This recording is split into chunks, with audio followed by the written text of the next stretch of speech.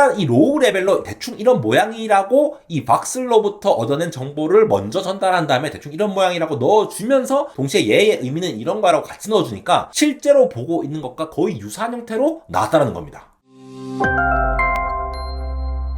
네, 여러분 반갑습니다. 에러입니다. 지금 우리가 보고 있는 장면을 그대로 컴퓨터가 그려준다거나 스마트폰이 그려준다거나 AI가 그려준다면 어떤 생각이 드시나요? 최근에 일론 머스크의 뉴럴링크를 비롯해서 이 뇌의 신호를 잘 받아가지고 명령을 내린다거나 실제로 생각만으로도 뭔가 저렇게 비주얼라이즈해서 손으로 움직인다거나 이런 얘기들을 많이 들어보셨는데 이번에 나온 논문은 대박입니다. fMRI라고 이 펑셔널 MRI라고 하는 요 관련된 기술들, 요 비슷한 내용들을 제가 예전에도 설명드렸는데 사람이 이렇게 본 거 있잖아요. 사람이 본 게 마치 스마트폰 카메라처럼 그 본 거를 이미지로 다시 만들어주는데 진짜 비슷하게 만들어줍니다. 브레인 IT라고 하는 요 시스템을 제안을 한 건데 이제 우리 눈이 스마트폰에 있는 카메라처럼 된다라는 거죠. 기존에도 이런 연구가 없었던 건 아니지만 이번에 너무나도 획기적으로 규모도 상당히 많이 줄이면서도 가능했던 이유를 살펴보면서 당장 2, 3년 후에는 제가 이것과 관련된 실제 상용화된 제품을 뭔가 소개를 하고 있지 않을까 싶을 정도로 정말 놀랍습니다. 이게 된다라고 하면은 뉴럴링크는 어떻게 되는 건지 그 외에 다양한 애플리케이션들이 어떻게 터져나올 수 있는 건지 AI 산업이 어떻게 되는지 한번 살펴보도록 하시죠. 자, 이 논문이거든요. 지난 10월 25일에 나왔던 논문이고 지금 이것부터 보면 재미없기 때문에 믿겨지지 않는 예시부터 보고 갈게요. 자, 이거 보이십니까? 자, 왼쪽이 사람이 봤던 거고 오른쪽이 본 거를 실제로 다시 재구성해달라고 했을 때입니다. 이거 뭐야, 이거 거의 비슷하지 않나요? 어제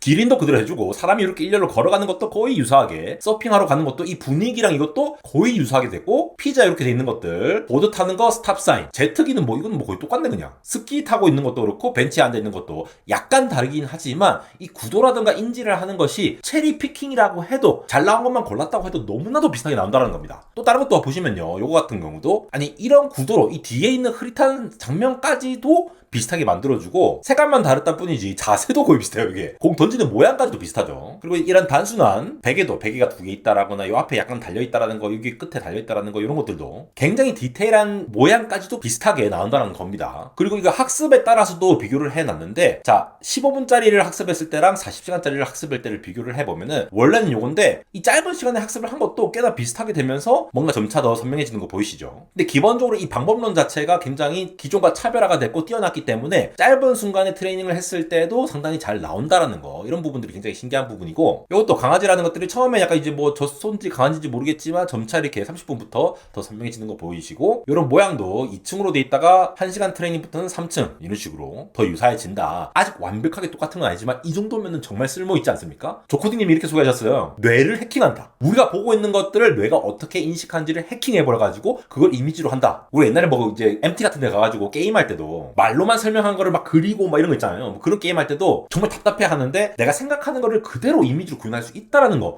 이게 얼마나 쓰임새가 많을까요? 애플리케이션을 알아보기 전에 이게 어떻게 산업 전반에 영향을 미칠 수 있는지 알아보기 전에 이게 어떻게 기존 연구와 다른지 요거를 잠깐만 짚고 넘어갈게요. 한번 살펴보시면은, 자, 핵심 아이디어는 여기서도 트랜스포머입니다. 자, 요즘 트랜스포머 진짜 이것저것 다 쓰이는데, 자, 브레인 IT의 핵심은 이 브레인 인터랙션 트랜스포머라고 하는 이 BIT라고 하는 요 구조입니다. 이게 뭘 이용을 하느냐? 마치 사람의 뇌에서 전두엽이 있고 또 어떤 뇌 속에서 각각 이제 맡은 역할들이 있잖아요. 그래서 우리 뇌가 뭐 어떤 흥분했을 때 어떤 부분이 활성화되고, 뭔가 집중할 때 어떤 부분이 활성화되고, 겁먹었을 때 어떤 활성화되고, 뭐 이런 것들 있잖아요. 이게 사람 뇌 속에 특히 어떤 거를 시각 영역을 봤을 때에 어떤 반응을 일으키는지를 제대로 반영을 한 건데, 이 마치 사람의 뇌 속에 어떤 시각 영역들이 서로 대화하면서 장면을 이해해 나가는 방식과 굉장히 비슷하다고 합니다. 이게 무슨 말이냐? 자, 여기 보시면은 V2C 매핑이라는 거 있죠. Voxels to Cluster. 여러분, Voxel이 뭡니까? 볼륨 픽셀의 줄임말이라고 보시면 되는데, 우리가 사진으로 보면은 사진 하나하나 점을 우리가 픽셀이라고 하죠. 픽처 셀이니까 2차원에서의 기본 단위가 픽셀이 되는 거죠. 3차원 기준으로는 볼륨메트릭 셀이 되는 거니까 Voxel이 되는 거죠. 이 3차원의 특정 영역, 뇌의 3차원 영역들의 뇌의 Voxel 클러스터가 여러 주제에 의해서 공유가 된다. 그래서 이 Voxel들을 128개의 어떤 특정한 기능별로 이 그룹을 나눕니다. 그래서 색깔을 보는 팀, 또 형태를 구분하는 팀, 이 사물이 대체 뭐지 이게? 이게 뭐 젤리인지 된장인지 죽인지 이걸 구분할 수 있는 이런 사물의 의미를 이해하는 어떤 그 팀, 여러 팀을 이렇게 역할을 나눠요. 이렇게 128개의 팀으로 기능별로 나누는데, 자, 이렇게 박슬 형태로 나누다 보면은 뇌의 어떤 복잡한 형태도 훨씬 단순하고 체계적으로 표현할 수 있다는 거죠. 그리고 이 기능 단위가 사람마다 공유가 되기 때문에 여러 사람의 뇌 데이터를 하나로 합칠 수가 있다는 게 장점입니다. 사람마다 다 다를 수 있잖아요. 근데 이걸 구분해놓고 기능별로 나눠놓으면은 여러 사람들의 어떤 데이터들을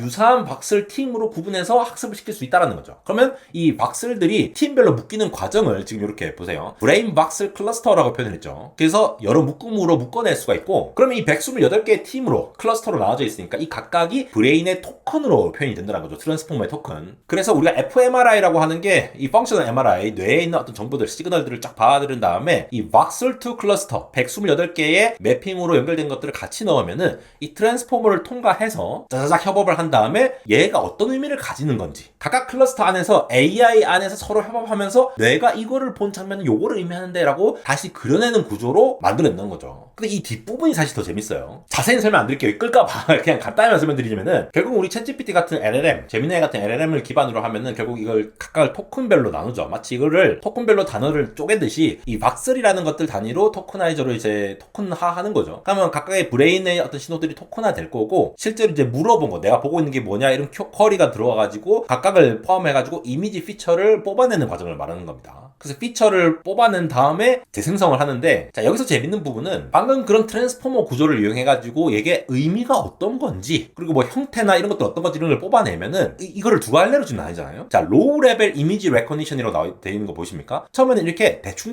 그려요. 이 형태랑 구조가 대충 모양이 이렇게 생겼습니다 라고 하는 정보를 뽑고, 그 다음에 얘 의미가 어떤 겁니다 라고 같이 한 다음에 이 두 개를 가지고 디퓨전 모델을 돌리거든요. 그러니까 우리도 어떤 이미지를 생성하려고 하면은 뭐 나노 바나나라던가 미드니라던가 이런 걸 프롬프트 넣을 때 우리가 자세히 설명할수록 우리가 원하는 걸 뽑듯이, 일단 이 로우 레벨로 대충 이런 모양이라고 이 박슬로부터 얻어낸 정보를 먼저 전달한 다음에 대충 이런 모양이라고 넣어주면서 동시에 얘의 의미는 이런 거라고 같이 넣어주니까 실제로 보고 있는 것과 거의 유사한 형태로 나왔다는 겁니다. 그래서 이 VGG 피처라고 하는 것이 결국 어떤 윤곽선이라든가 어떤 색상이라든가 전체 구조라든가 이런 정보들을 굉장히 더 수준에서 일단 리컨스트럭션을 한 다음에 이 정보를 이렇게 넘겨주는 거예요. 그럼 학습 모델이 이걸 제어해가지고 어떤 게 그려져야 되는 건지를 보여줄 수가 있겠죠. 그런 다음에 이 리파인먼트, 좀 이제 정교화가는 관점을 보면은 좀 약간 깨져 있는 것들로 리파인먼트를 거치면서 좀 더 이제 잘 보정이 되는 형태로 나오는, 이 모양이 약간 이상했다가 이제 보정이 되는 거죠. 이렇게 우리가 보고 있는 이 장면을 대충 모양이 어떻다라는 진짜 시각적인 이미지와, 그리고 얘의 의미가 어떤 거다라는 거를 fMRI에 있는 뇌의 활성화, 서로 이제 왔다 갔다 인터랙션 하는 정보를 토대로 해서 두 가지 정보로 나눈 다음에 디퓨전 모델을 적었다. 이렇게 두 가지 형태로 나눠서 학습시켜서 적용한 것만으로도 이렇게나 꽤나 정확한 그림이 나온다라는 거죠. 특히나 기존에 있던 것들 fMRI 토대로 하는 연구들이 꽤 많거든요. 근데 이걸 보면은 지금 보고 있는 것들을 상당히 비슷하게 꽤나 정확하게 구현을 한 것으로 보입니다. 형태를 대충 알려주고 그 의미를 구분해서 나와주니까 진짜로 좀 더 정확하게 내가 보고 있는 것처럼 느껴지게끔 이렇게 이제 등장한다라는 거를 보여준 예시들이죠. 천천히 보시면은 이 브레인 IT라고 하는 것들이 결국은 이제 피실험자들의 이제 학습 데이터를 막 주잖아요. 뇌 정보들을. 근데 얘네들끼리 서로 공유된 어떤 기능 클러스터 단위로 학습이 되니까 한 사람의 어떤 데이터에서 배운 어떤 시각적인 패턴 처리 원리를 다른 사람한테도 적용할 수 있다. 즉 여러 뇌에 공통적으로 보편적으로 적용할 수 있는 어떤 뇌의 표현을 학습을 했다라고 볼 수가 있는 거죠. 이런 게 좀 획기적인 건데, 참 우리가 생각하는 것들도 사람마다 생각이 다르고 서로 어떤 느낌도 다를 수가 있는데, 그거를 의미론적인 부분과 형태를 구분해가지고 여러 데이터를 확보가 가능한 형태의 어떤 알고리즘을 제시했다라는 것이 굉장히 놀라운 부분이죠. 그래서 논문에 보시면은 상당히 많은 예제들이 많이 나옵니다. 뒤에 보면은 여러 가지 테스트한 것들을 쫙 다 붙여놨거든요. 어펜딕스로. 아까 보여드렸던 것들도 있지만 다른 애들에 비해서 굉장히 이 섬세하게 이 상황을 잘 묘사를 한다. 이런 거요. 말로만 하면은 이 정도밖에 안 나오는데 형태와 의미를 구분해서 주니까